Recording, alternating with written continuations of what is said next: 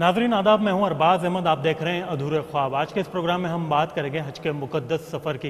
राजस्थान से हर साल 16,000 से ज़्यादा लोग हज के सफ़र के लिए आवेदन करते हैं, लेकिन मात्र 4,000 के करीब लोगों को ही इसका मौका मिल पाता है। किस तरह से क्या क्या काम राजस्थान में हज के लिए किया जाते हैं, हज कमेटी यहाँ पर किस तरह से काम करती है, क्या क्या चुनौतियाँ हज के सफ़र के सामने मौजूद है, आज के इस प्रोग्राम में देखेंगे। आइए ज़रा सबसे पहले नज़र डालते हैं कि क्या राजस्थान में हज के लिए आवेदन करने की प्रक्रिया है।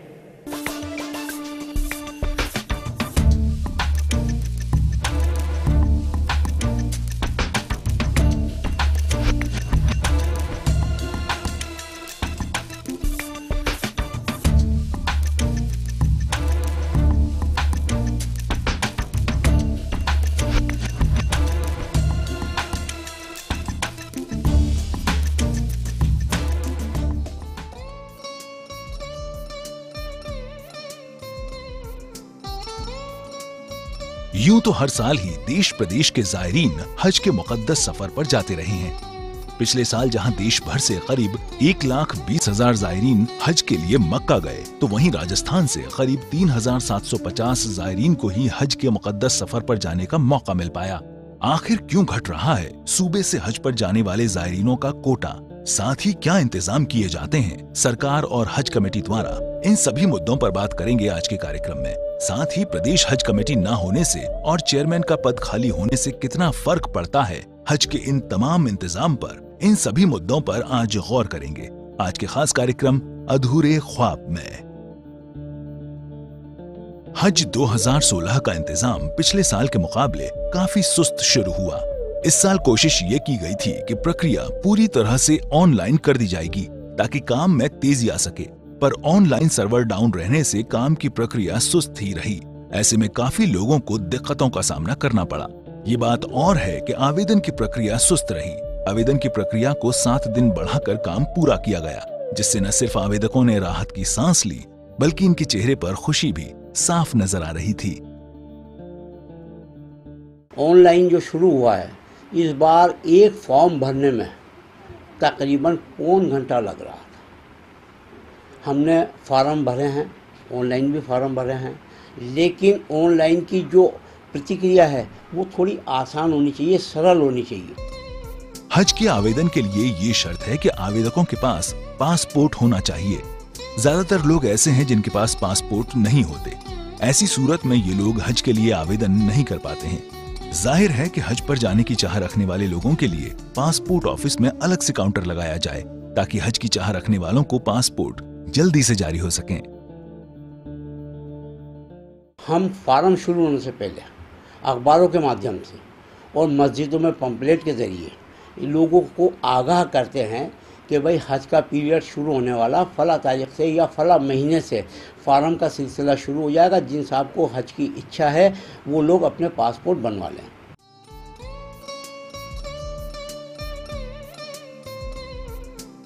पिछले साल राजस्थान से हज के सफर के लिए करीब 16,000 के करीब आवेदन आए थे। इस साल भी कमोबेश यही तस्वीर रही। हालांकि पिछले कुछ साल से राजस्थान के हज के कोटे में कमी के चलते आवेदकों में से लगभग 75% लोग हज से महरूम रह जाते हैं। पिछले साल राजस्थान को 3,430 सीटें दी गई थीं, फिर उन सीटों में इजाफा भी कर दिया गया था। इसी तरह इस साल भी राजस्थान से 3,750 लोगों को हज पर जाने का मौका मिला है।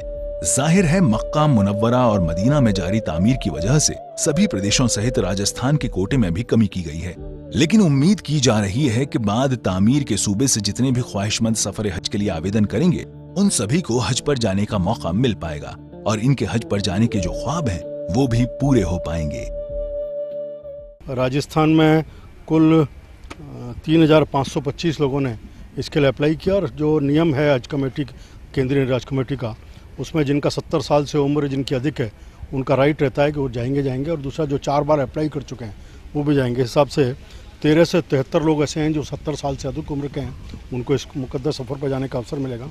2,152 लोग ऐसे हैं जिनका चौथे टाइम जिन्होंने अप्लाई किया। अब भी हमारे पास जो फ्रेश अप्लाई करने वाले इसको किसी को हम एकोमोडेट नहीं कर पा रहे, क्योंकि राजस्थान का जो कोटा है 3,525 का वो इन 2 ए और बी कैटेगरी में ही पूरा होता है, 70 साल से अधिक वाले और जो 4 बार अप्लाई कर चुके हैं।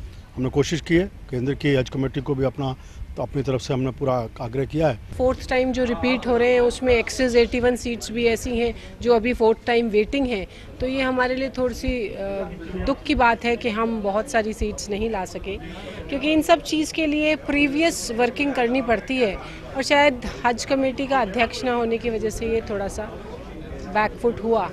लेकिन आगे हम लोग इस पे हमारी ही गलती माने, कौम के लोग ही सरकार को बताते हैं कि इसमें क्या होना चाहिए, क्योंकि एक समाज को ही हर चीज़ को बताना पड़ता है। हमारे मुल्क की इस हुकूमत से दरख्वास्त है कि हिंदुस्तान ऐसा अजीम मुल्क है जहाँ कमोबेश पूरी दुनिया के अंदर दूसरा ऐसा मुल्क है जहाँ मुसलमानों की तादाद सबसे ज़्यादा है।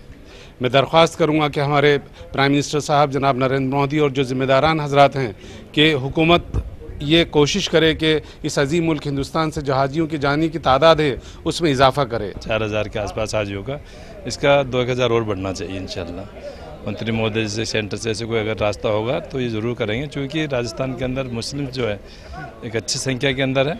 प्रोग्राम में फिलहाल वक्त तो चला एक ब्रेक का। ब्रेक के बाद हाजिर होंगे तो बात करेंगे राजस्थान में हज कमेटी के गठन की। राजस्थान के अंदर अगर हज कमेटी का गठन वक्त पर हो जाता तो बहुत सी चीज़ें बेहतर हो सकती थी, लेकिन राजस्थान में हज प्रशासक और ईओ लगाए हुए हैं जो पिछले 2 साल से राजस्थान में हज का काम संभाले हुए हैं। जल्दी हाजिर होते हैं इस ब्रेक के बाद।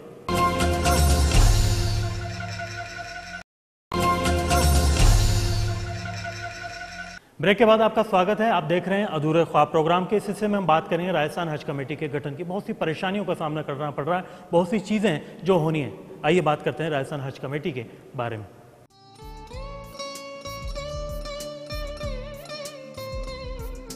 हज कोटा कम होने से उन जायरीनों में जरूर थोड़ी मायूसी है जिन्होंने पहली बार हज के लिए आवेदन किया है। सऊदी अरब सरकार ने इस साल भी पहले से ही ये साफ कर दिया है कि हज का कोटा नहीं बढ़ाया जाएगा। इस बार भी हज पर जाने वाले हज यात्रियों की संख्या कम ही रहेगी, लेकिन हज के कोटे में पुराने आवेदकों को आरक्षण दिया जाता है। इसीलिए आवेदक ये कोशिश करते हैं कि हर साल आवेदन किया जाए, ताकि कुर्रे में ना सही तो कम से कम 3 बार आवेदन करने के बाद में आरक्षण की प्रक्रिया के जरिए ही हज के लिए नंबर आ जाए। इन सब के बावजूद उन लोगों को खास तरजीह दी जाती है जिनकी उम्र 70 साल से ज्यादा है। जो प्रेशर है ये मक्का में हरम शरीफ में काम चल रहा है और ये प्रेशर 2020 तक चलेगा, क्योंकि वहाँ पर अभी काम चलने की वजह से पिछले साल भी जो तादाद थी हमारे हज पे जाने वालों की उसके करीब तादाद है, कोई 5-7-10% का फर्क पड़ा है। और इस बार भी तकरीबन 16,000 से ज़्यादा फार्म राजस्थान स्टेट हज कमेटी पर आए थे, उसमें से तकरीबन 3,700 कुछ लोग ही हज पर जा पा रहे हैं। तकरीबन अभी भी 12,000 से ज़्यादा लोग जो है वो वेटिंग में है और फ्रेशर का तो अभी नंबर आया ही नहीं है। इस साल का मामला है 3606 लोगों के फार्म भरे गए और उसमें 81 आदमी वेटिंग में हैं जो 4 साल से कंटिन्यू फार्म भर रहे हैं, वो अभी वेटिंग में। उसमें 59 आदमियों का क्लियर हुआ है। हज कमेटी ऑफ इंडिया ने जो सीटें दी हैं 59 सीटें दी हैं। अभी 22 सीटें जो रिजर्व कैटेगरी के हैं वो भी बाकी हैं। जनरल का तो अभी कोई मामला ही नहीं है। अगर सीटें बढ़ती हैं और कहीं से बच करके आती हैं तो वो उन लोगों को फिर बांटी जाएंगी सीट। मक्का में कुछ कंस्ट्रक्शन के काम चल रहे हैं, उसकी वजह से उन्होंने कोटा कम कर दिया और मेरे ख्याल से 1-2 साल और रहेगा और 2-3 साल तक रहा ही है। इसलिए थोड़ी तकलीफ ये हुई कि लोगों को ज़्यादा चांस नहीं मिला। जैसे 15-15, 18-18 हज़ार लोगों ने अप्लाई किया और 4-5 हज़ार आदमी गए तो उससे परेशानी तो होगी। अभी एक दर्द वाली बात है, वो ये है कि आदमी को अब 4 साल और जीने का इंतज़ार करना पड़ेगा कि मेरा नंबर आएगा तो मैं 4 साल और जीऊँ, जिसकी कोई गारंटी नहीं है। आजकल वैसे भी उम्रें 50, 55, 60 से ऊपर की रही नहीं, लेकिन हुकूमत के हिसाब से ये है कि भाई तुम 4 साल और जियो और तुम्हें जीना पड़ेगा क्योंकि हज पे जाना है। वो ये उम्मीद नहीं कर सकता कि मैं आज ही चला जाऊँ। इस साल भी राज्य हज कमेटी नहीं होने से हाजियों को काफी दिक्कतों का सामना करना पड़ रहा है। अधूरे ख्वाब कार्यक्रम के जरिए आपको राज्य की उन तमाम बोर्ड और कमेटियों से रूबरू कराया था जहां चेयरमैन तक काबिज नहीं किए गए थे, चाहे मदरसा बोर्ड हो, वक्फ बोर्ड रहा हो या फिर हज कमेटी। इन सभी जगहों पर अध्यक्ष का पद खाली पड़ा था। अधूरे ख्वाब कार्यक्रम में इन मुद्दों को पहले भी उठाया गया है। मदरसा बोर्ड और वक्फ बोर्ड को तो अध्यक्ष मिल गए, पर आज भी हज कमेटी में जगह खाली पड़ी है, जिससे न सिर्फ कमेटी पर इसका असर पड़ा है बल्कि कौम में भी इसे लेकर मायूसी है। हज कमेटी की जो इस वक्त हालात हैं वो बहुत ही दुखदायी हालात हैं। मतलब यूँ कहा जाए कि हज कमेटी इस वक्त यतीम है। क्योंकि उसका चेयरमैन नहीं होना, प्रशासक का नहीं होना हज कमेटी के लिए बड़ा दुख का मामला है। और इसमें बहुत से मामला इस तरीके से हो रहे हैं। खादिमुल हुज्जाज जो है उनका चयन जो है वो बहुत ही गलत अंदाज में किया जा रहा है, लेकिन अब किसी को कोई परवाह नहीं है, कोई परेशान हाल नहीं है, क्योंकि चेयरमैन नहीं है। इस वजह से कोई मामला बैठ नहीं पाता। हमारे मुख्यमंत्री महोदय शायद हज कमेटी के चेयरमैन के लिए खुद भी इस बात के लिए काफ़ी आतुर है कि जल्दी से जल्दी बना जाए। मैं समझता हूँ कि बहुत जल्दी इसका चेयरमैन शायद हमारे महारानी मसूद नवाज जी बनाएंगे, ऐसी उम्मीद है हमें।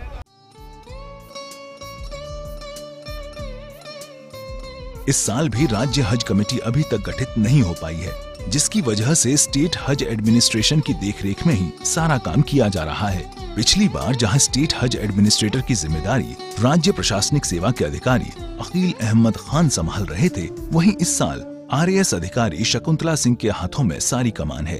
वहीं कार्यकारी अधिकारी की जिम्मेदारी महमूद खान संभाल रहे हैं। पिछली बार जहां प्रशासन ने अपना काम बखूबी निभाया था, उसी तरह से इनसे यही उम्मीद इस बार भी की जा रही है।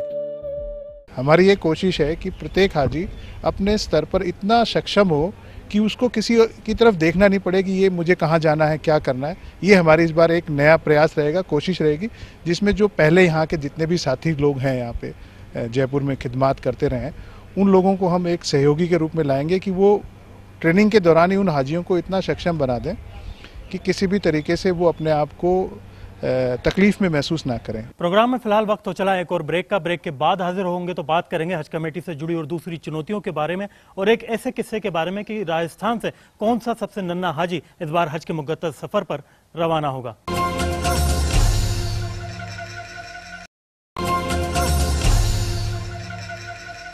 ब्रेक के बाद फिर हाजिर हैं हम। आप देख रहे हैं अधूरे ख्वाब प्रोग्राम के इस हिस्से में हम बात करेंगे हज कमेटी से जुड़ी चुनौतियों के बारे में और एक ऐसे किस्से के बारे में जिसके जरिए राजस्थान से एक सबसे छोटा जो है हाजी इस बार हज के मुक़द्दस सफर पर रवाना होगा।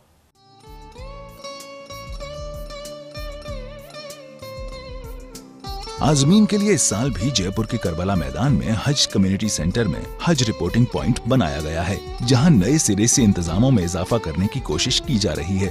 पिछले साल आजमीन के ठहरने की जगह में हुए इजाफे से अच्छी सहूलियतें देने की भी बात की जा रही है। साथ ही जायरीन को छोड़ने आए उनके रिश्तेदारों के ठहरने, खाने पीने और नमाज अदा करने तक की सहूलियतों पर खास ध्यान रखने की भी बात की जा रही है। हर साल हज कमेटी का 60-70 लाख रुपया टेंट के किरायों पर सर्फ होता था। अल्हम्दुलिल्लाह राजस्थान हज वेलफेयर सोसाइटी की कोशिशें रंग लाई और 14 साल में हज हाउस का सपना साकार हुआ। पूरे हज के इंतजाम में एक बात जो सबसे ज्यादा गौर करने वाली है वो है जायरीनों की खिदमत के लिए दर्जनों खिदमतगारों का मौजूद होना।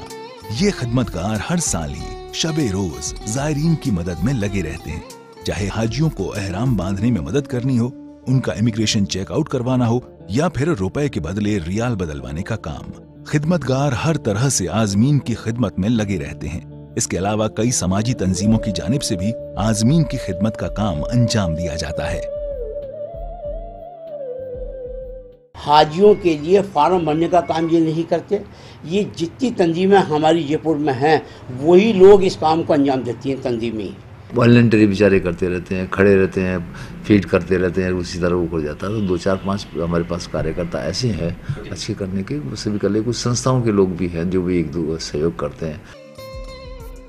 स्टेट हज कमेटी की जानिब से हर साल कुछ खादिम उल हज्जाब सऊदी भेजे जाते हैं ताकि सूबे के आजमीन को मक्का और मदीना में किसी तरह की कोई परेशानी ना हो। पिछले साल वहां व्हाट्सएप और GPS के जरिए हाजियों को आपस में जोड़ा गया था।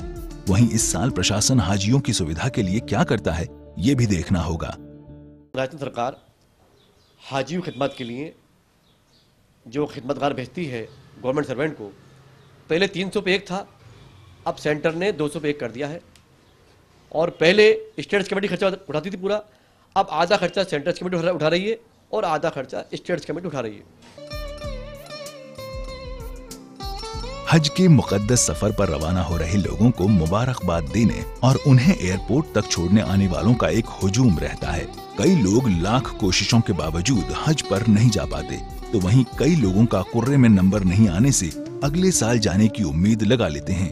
इन्हीं में से हमारे साथ एक ऐसा परिवार भी है जिन्होंने करीब 3 साल से हज पर जाने का नंबर लगाया हुआ था, पर उनके ख्वाब पूरे हुए इस बार।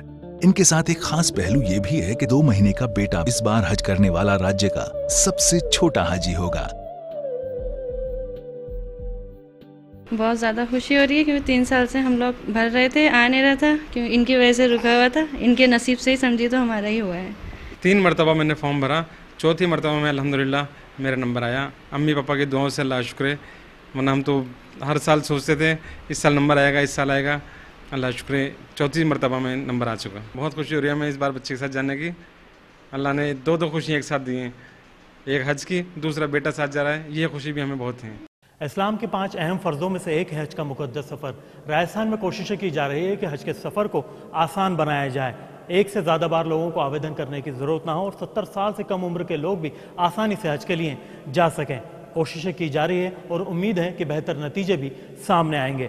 फ़िलहाल वक्त हो चला है आपसे विदाई का, फिर किसी शहर, किसी और कस्बे से आपके लिए लेकर होंगे हज अधूरे ख्वाब। फ़िलहाल के लिए मुझे और मेरी पूरी टीम को दीजिए इजाज़त। खुदा हाफिज़।